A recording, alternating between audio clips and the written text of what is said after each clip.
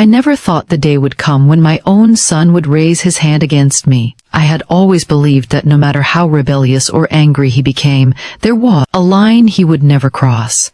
A line of respect and love that no child could erase. But that night, that horrible night, he crossed it with a single, sharp movement that left me trembling. The sound of my skin meeting his hand echoed in my mind over and over again. A noise far louder than the slap itself. It wasn't just the physical pain, it was the piercing sense of betrayal, the realization that the person who had once clung to me, who had once sought comfort in my arms, could now act with such violence. I sank into the chair in the dimly lit kitchen, staring at the floor, feeling a storm of emotion churn inside me: anger, sorrow, disbelief, hurt, confusion, and even a touch of fear. I felt like I had been betrayed by someone I had trusted completely, someone whose love I had never doubted, someone I had spent years nurturing and guiding. My mind replayed the events leading up to the incident, each small argument, every harsh word, each ignored warning, and I realized how much tension had been building, how much resentment had quietly grown until it burst violently into that single moment. The memory of his eyes that night, a mixture of defiance and anger, haunted me. They were not the eyes of the innocent child I had raised, but of someone completely changed, someone I didn't recognize. It made my heart ache more than the slap ever could. As I sat there, shaking, I thought about the consequences of my next action. I could scream at him, retaliate, and lose control. But I knew that would only escalate things, push him further away, and create a rift that might never heal. I had learned over the years that reacting in anger rarely solved anything, and I understood in that moment that patience, though difficult, was more powerful than fury. I reminded myself to breathe, to remain calm, to observe rather than explode, to think rather than react. I didn't move. I didn't chase him. I just sat, feeling every emotion at once, and realizing how deeply this moment had cut into the fabric of our relationship. I thought of all the times I had sacrificed for him, stayed up late when he was sick, comforted him through heartbreak, celebrated his smallest victories, and guided him through the biggest challenges. I had never imagined that all of this would lead to a moment like this, a night when love, anger collided violently in a single act that left me questioning everything. The house around me was quiet, eerily quiet, as if it too was shocked by what had happened. The dim light of the kitchen flickered from the bulb above, casting long shadows across the room and adding to the weight of the silence. Every creak of the floorboards, every subtle sound of a house settling seemed amplified, as if mocking me, reminding me of the enormity of the betrayal I had just experienced.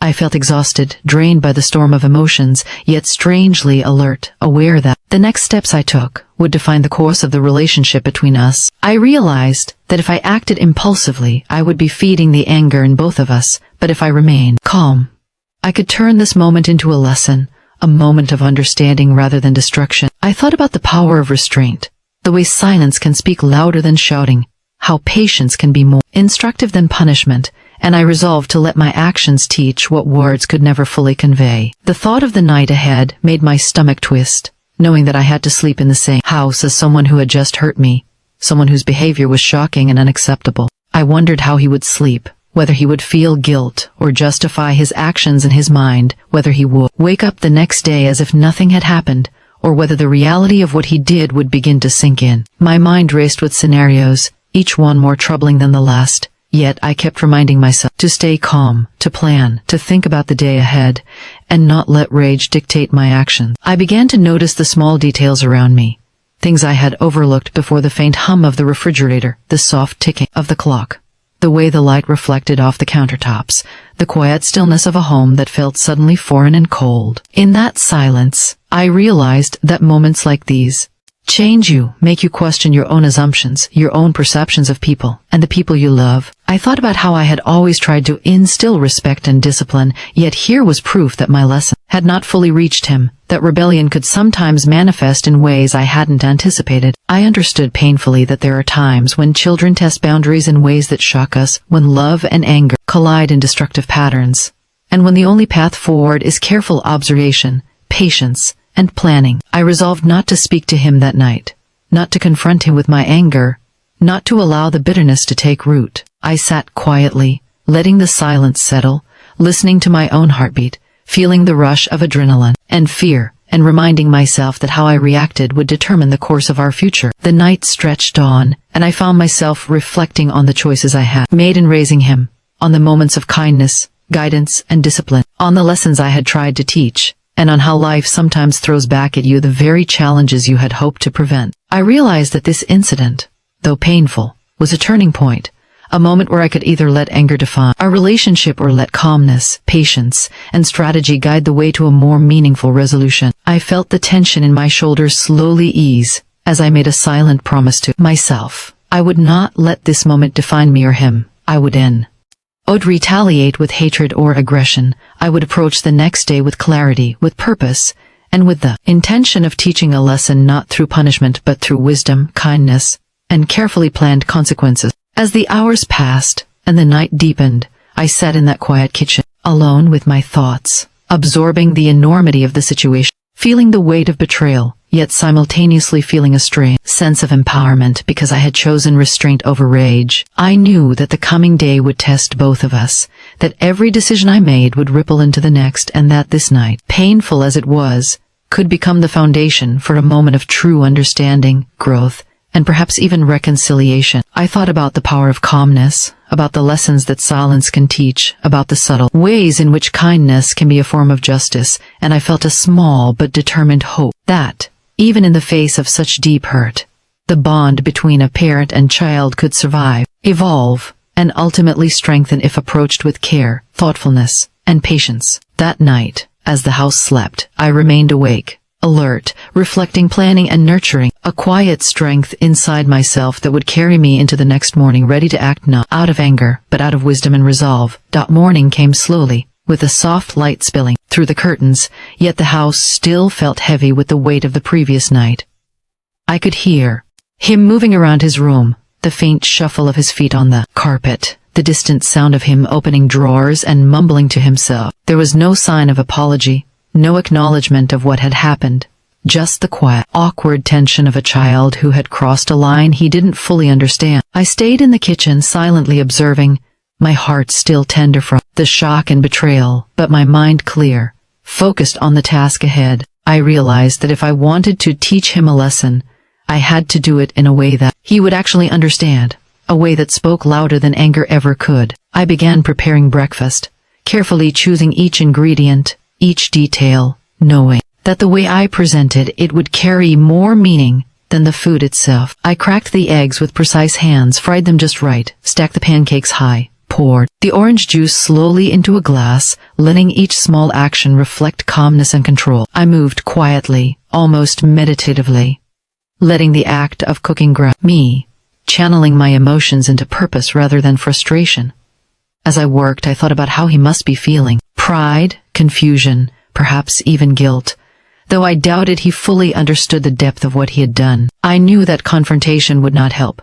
He needed to see the consequences of his actions in a way that would touch him, not frighten him, a way that allowed reflection rather than rebellion. I set the table meticulously, placing the cutlery neatly, arranging the plates so they looked inviting, almost ceremonial. Every step was a statement, a subtle message that despite what happened, life continues, dignity remains, and kindness is not weakness but power. I wondered if he would come willingly, if he would even eat, or if he would defy me again, testing the boundaries I had set. The thought of him refusing breakfast made my chest tighten, yet I remained calm, telling myself that patience now would shape his understanding later. I thought about the power of observation, how much I had learned from watching him. Even during the briefest moments, children often reveal their inner thoughts not through words but through gestures, movements, hesitation, and I decided to use this knowledge to my advantage, letting him confront himself in the quiet of the morning. I heard the door to his room creak open,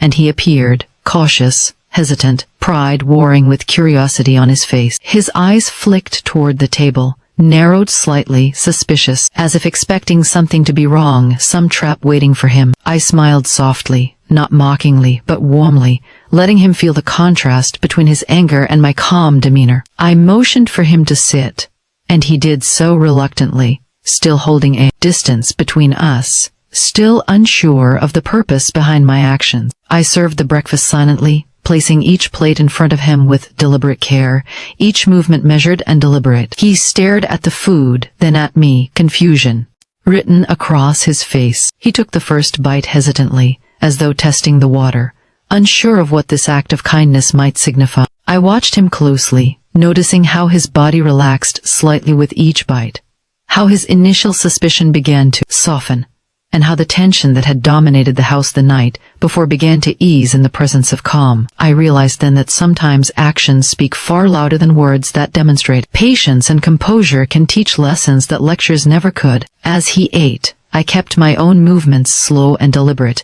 pouring a little more juice, adjusting a plate slightly, showing care without a single harsh word. I thought about how often we underestimate the impact of small, thoughtful actions, and how much more powerful they can be than punishment or anger. I reflected on the previous night, on the shock of the slap, on the sense of betrayal, and I understood that this moment, this quiet morning, was my opportunity to teach him responsibility in a way that would truly sink in. He took another bite, slower this time, and for the first time, his eyes met mine. There was a flicker of uncertainty, a hint of guilt, but also curiosity. He wondered silently why I wasn't angry, why I wasn't yelling, why I hadn't retaliated. I realized that this curiosity was the key, that the lesson would come from his own observations, from the contrast between his expectations and reality. I decided to tell him stories, small, simple anecdotes about respect, choices, and consequences, weaving lessons into narratives rather than lectures. I spoke softly, about times in my own life when patience had turned a potential disaster into understanding, about how words and action carry power far beyond immediate perception, about how people often learn more from observing behavior than from hearing admonishment. I noticed him leaning slightly closer, listening, absorbing, slowly realizing the weight of his actions without me having to say, "You were wrong." The subtle shift in his demeanor thrilled me in a quiet, almost imperceptible way. I continued to observe him, noticing small signs of reflection, a pause in chewing, a thoughtful look, the way his hands fiddled nervously with the napkin. I understood that the lesson was working, that my choice to remain calm, to act with dignity, and to let kindness guide the response, was beginning to penetrate the armor of pride and defiance. I reflected on how often people confuse kindness with weakness, how often children test boundaries to see if they can manipulate reactions, and how the greatest power often lies in patience, calm and quiet authority. The breakfast continued, and I maintained the rhythm of care, not rushing, not speaking too much, simply demonstrating respect and composure. He ate, he listened, he began to internalize, and I could feel the subtle transformation occurring, recognition of guilt, an awareness of consequence, a shift in attitude that no punishment alone could have produced. By the time he finished, he looked at me differently, not with the brashness of last night, but with a new understanding, hesitant yet growing, a realization that actions have weight and that love, when combined with patience and wisdom, carries a message far more powerful than anger ever could. I cleaned the table quietly, letting him absorb the morning, the calm, the lessons hidden in stories and in gestures, knowing that this moment, simple yet profound, was the turning point, the moment when reflection replaced rebellion, when guilt became understanding, and when justice began to take form, not through retaliation, but through observation, thoughtfulness, and the subtle power of kindness. I realized then that this morning, this quiet, deliberate breakfast, was more than food. It was a mirror showing him the reflection of his actions, the consequences he had set in motion, and the path toward understanding, responsibility, and respect. The day had begun not with conflict, but with opportunity, not with anger, but with teaching, and I felt a quiet satisfaction, knowing that the hardest lessons are often those learned in silence, through patience, observation, and carefully considered action. The morning air felt different that day, heavier with anticipation, yet somehow lighter with the calm I had managed to instill. After serving breakfast and watching him eat silently, I realized the real challenge was not over. The hardest part was yet to come, guiding him to understand that actions have consequences, that respect is earned, not demanded, and that even in the face of betrayal, dignity and patience hold the ultimate power. I watched him from across the table, noticing the tension in his shoulders, the way his eyes darted nervously to mine, searching for signs of anger or punishment that were not there. It struck me how children can carry pride like armor, how even guilt is filtered through layers of stubbornness and defiance. My son was learning something vital. though he didn't yet fully understand it, and I knew I had to be careful, deliberate, and patient to ensure the lessons sank in completely. I decided to let the silence speak, to let the calmness in the room contrast sharply with the chaos of the previous night. I noticed the way he picked at his food, the hesitant manner in which he sipped his juice, and I knew that pride and curiosity were battling inside him. He wanted to challenge me, to see if my patience was real or if it would crumble under pressure, and I silently welcomed this test. Every movement, every pause, every glance became a subtle interaction, a way to communicate the power of restraint without uttering a single accusatory word. I reflected on the previous night, on the slap, on the shock and betrayal, and I understood that confrontation would achieve nothing. Anger could be released, yes, but it would leave scars deeper than the physical pain ever could. Instead, I chose a strategy that was deliberate, and strangely elegant, teaching through calmness, through observation, through kindness. I let him finish breakfast, observing how each bite seemed to weigh on him, how he wrestled with his emotions silently, struggling to reconcile his behavior with the person he wanted to be. I thought about how often people fail to learn from punishment, how anger can blind as much as it can scare, and how subtlety, patience, and reflection often have a far greater impact than immediate reactions. After breakfast, I cleared the table slowly, deliberately, giving him the space to witness the care and effort that went into the meal. I noticed a flicker in his expression, a momentary realization that perhaps he had expected chaos, confrontation, or anger, and instead found calm, dignity, and patience. That realization, I knew, was the first step toward understanding, the first crack in the armor of defiance he had built around himself. I decided to take the next step carefully. I gestured toward the living room, inviting him to sit, and he complied, still hesitant, still unsure, still testing boundaries silently. I began to speak, softly, about simple things first, about choices, actions, and consequences, framing stories in ways that mirrored real life, without pointing fingers, without judgment, without anger. I told him about a time in my own life when I faced betrayal, how I had been tempted to react with fury, but chose patience instead, and how the outcome had been far more meaningful because of it. I noticed him leaning forward slightly, listening, processing, and I could see the subtle change, the beginning of reflection, the slow descent of pride. I paused often, letting my words settle, letting him internalize the meaning, letting him connect the dots between my stories and his own behavior. His eyes met mine briefly, then dropped, then returned, a silent acknowledgement that he was beginning to see what he had not before. I continued, gently weaving lessons about responsibility, respect, and self-control into the stories, showing him that justice is not always immediate, that retaliation is not always necessary, and that sometimes the most powerful lessons are those learned quietly, without conflict. He listened, his body relaxing slightly, his posture changing imperceptibly as he absorbed the narrative, as the tension that had dominated the house the night before began to ease, replaced by contemplation and awareness. I realized that this was the turning point, the moment where the lesson would solidify, not through punishment or fear, but through observation, reflection, and self-realization. I watched him closely, noticing the small gestures, a thoughtful pause, a slow nod, a tightening of his hands that indicated understanding was beginning to take root. The house remained quiet, the soft hum of the refrigerator, the faint ticking of the clock, and the distant sound of birds outside combined to create a setting of calm focus, a stage in which the most important lesson of the morning was being enacted. I thought about how often anger can blind, how often children rebel not out of malice, but out of confusion, frustration, or misunderstanding, and how the responsibility of a parent is to guide, correct, and teach through wisdom, not merely through punishment. I began to tell him stories about respect, about self-control, about facing one's own mistakes, weaving subtle hints about last night's incident without directly confronting him, letting him make the connection himself. I noticed the way his eyes softened, how his jaw relaxed, how he seemed smaller somehow, humbled not by fear but by realization. I knew that the lesson was working, that the patience, the quiet dignity, and the subtle guidance were penetrating where anger could never reach. I decided it was time to introduce a tangible element, something that would anchor the lesson in his own actions. I reached under the table and placed a small notebook in front of him. "Write down what you're feeling," I said gently. "No excuses, no hiding. Just honesty.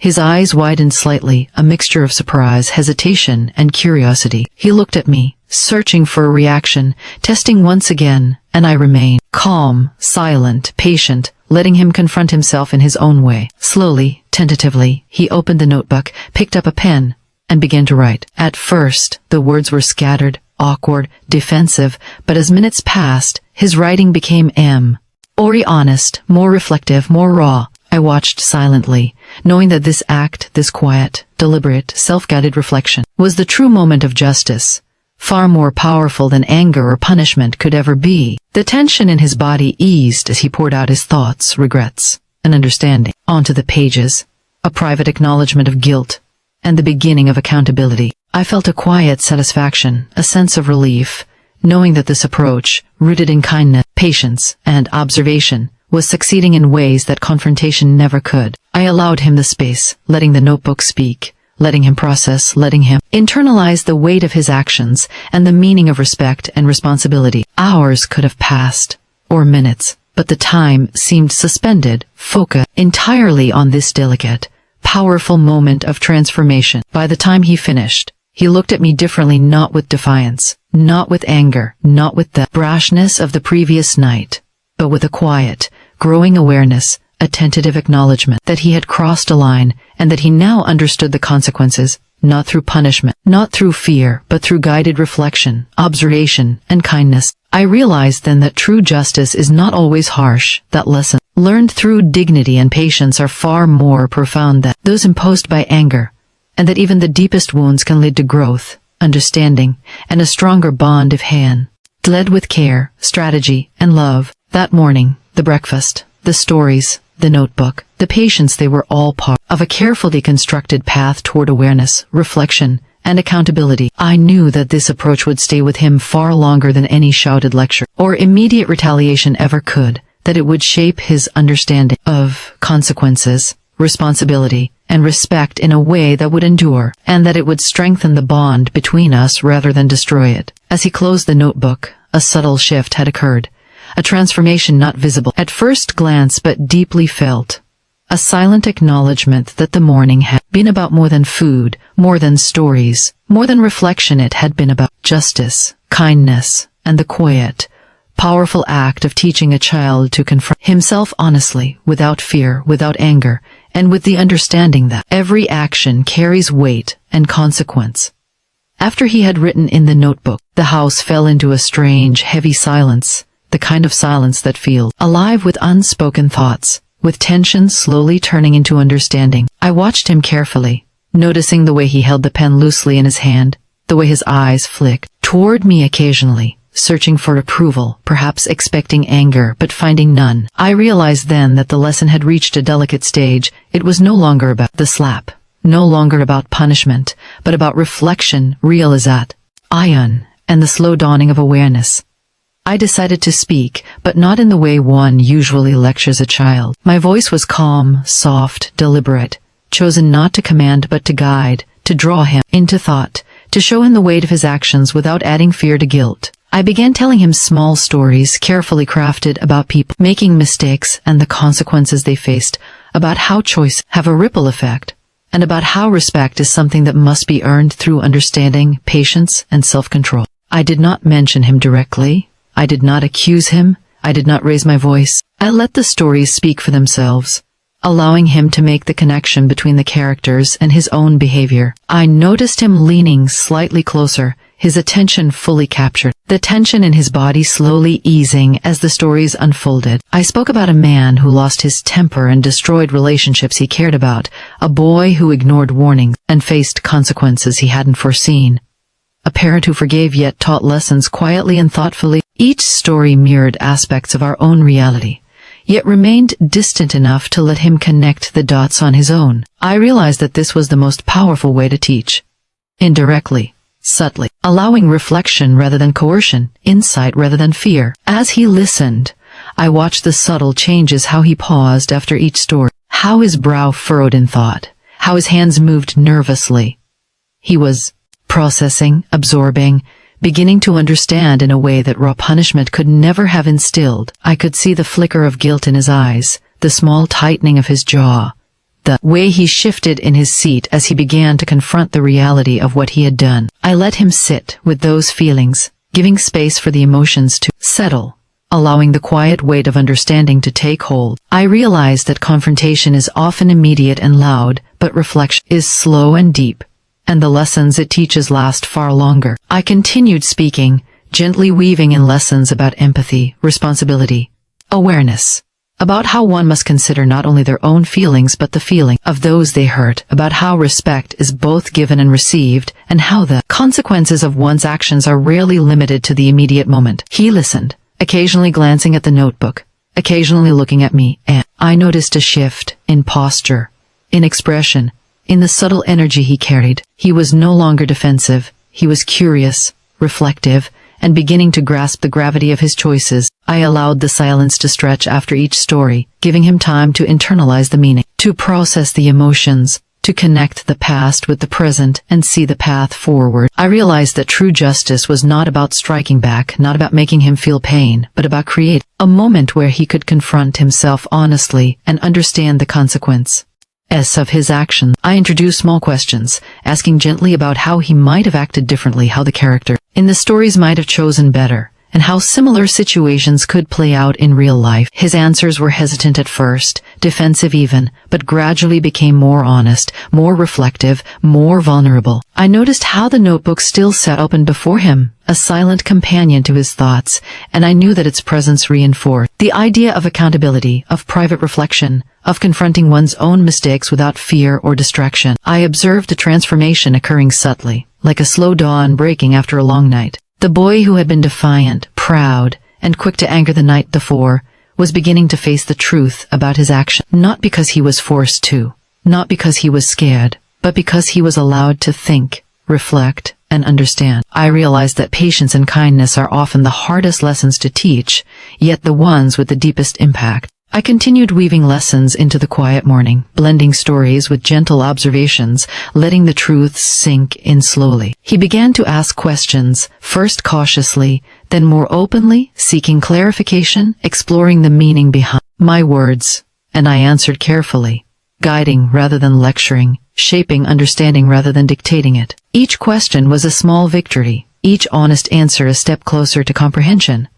I noticed that he began to make connections between the stories and his own behavior, acknowledging the mistake he had made, considering alternative choices, and contemplating the consequences that had followed. I realized that this moment, more than any argument or punishment, was the foundation of true justice, awareness, reflection, and accountability. I observed the subtle signs of internal struggle, the way he paused after a thought, the way he shifted his hands nervously, the way his eyes darted briefly to mine before settling back on the notebook. Each gesture told me he was confronting himself, examining his pride, and beginning to understand the importance of respect and self-control. I decided it was time to deepen the lesson, to provide a tangible anchor that would tie the reflection to action. I guided him to write down not just his feelings, but a plan for how he would act differently, how he would regain trust, how he would demonstrate respect moving forward. At first, he hesitated, unsure if he could,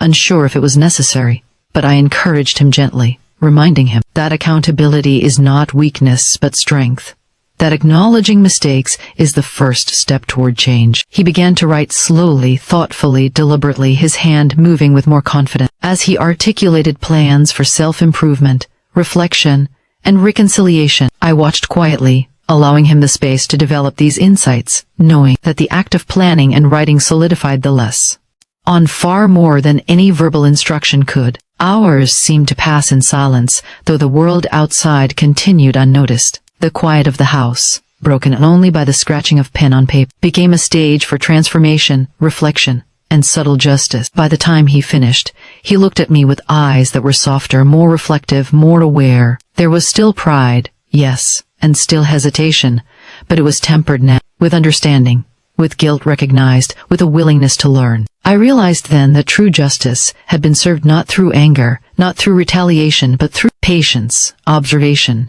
careful guidance, and the deliberate act of creating space for reflection. That morning, the stories, the notebook, the questions, and the silence combined into a single powerful lesson. The boy had faced himself, understood his mistakes, and taken the first steps toward change. The air in the house felt different now, lighter, calmer, yet charged with the energy of transformation. I knew that this moment, carefully orchestrated through kindness and patience, would stay with him far longer than punishment ever could, and that the bond between parent and child, though tested, was being repaired, strengthened, and renewed. I finally felt a quiet sense of satisfaction, knowing that the hardest lessons are often taught in silence, reflection, subtle guidance, and that true justice does not always roar, it often whispers, waits, and allows the truth to settle gently in the heart.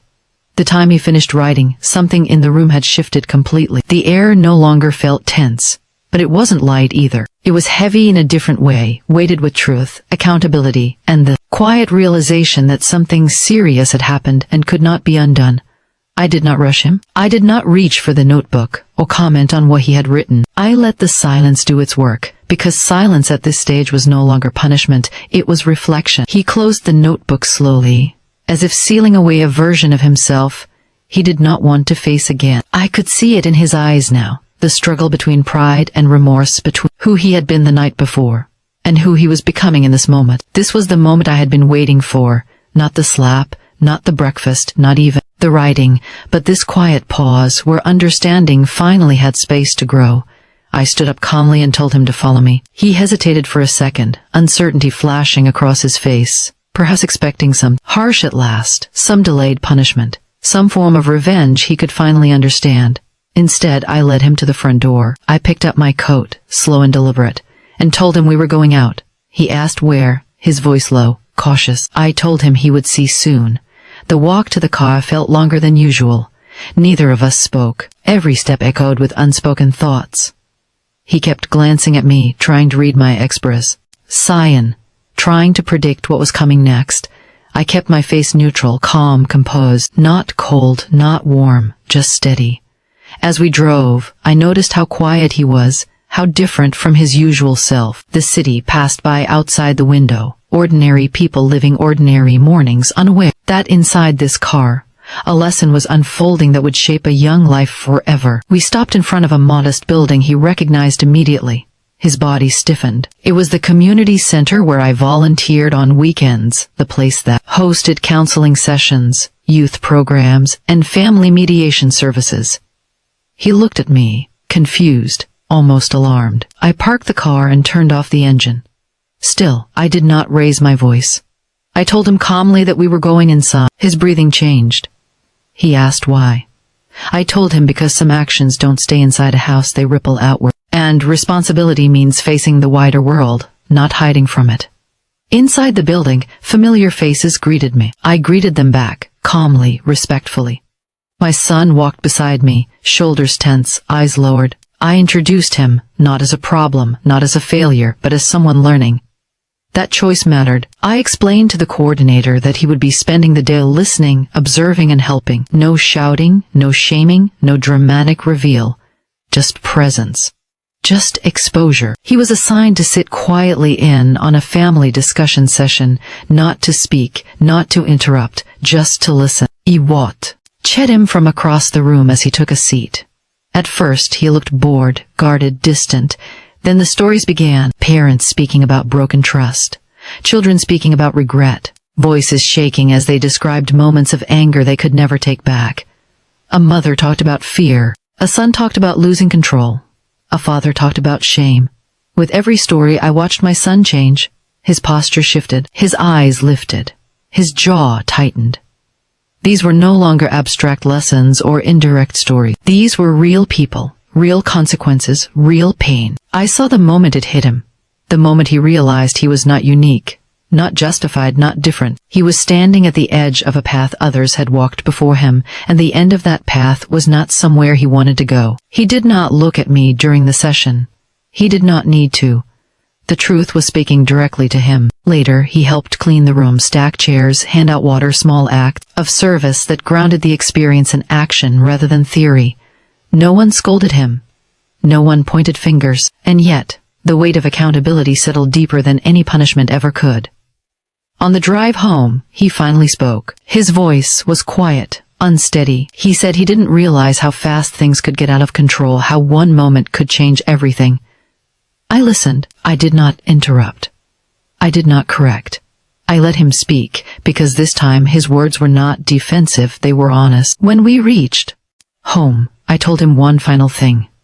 I told him that justice is not about pain, it is about awareness. It is not about winning, it is about responsibility. And I told him that forgiveness is possible, but trust must be rebuilt through consistent actions, not words. He nodded, slowly, understanding the difference for the first time.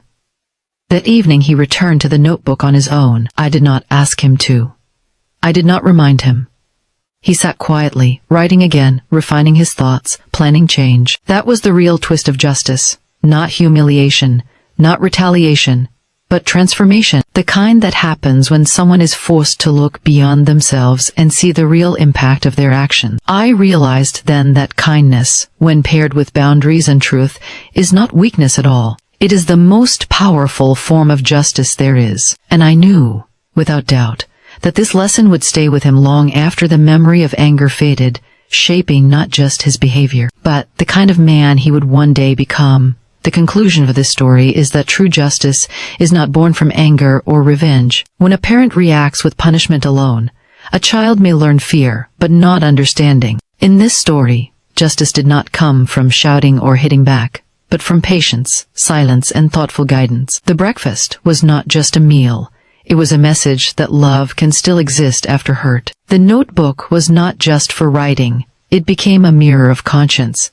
The visit to the community center was not a punishment, but a confrontation with reality. Through kindness paired with firm boundaries, the son was forced to face the impact of his actions and take responsibility for them. The most powerful lesson came not from pain, but from awareness. This story shows that when compassion and accountability walk together, real change happens. In the end, the son did not just apologize, he began to grow, and that growth became the true form of justice.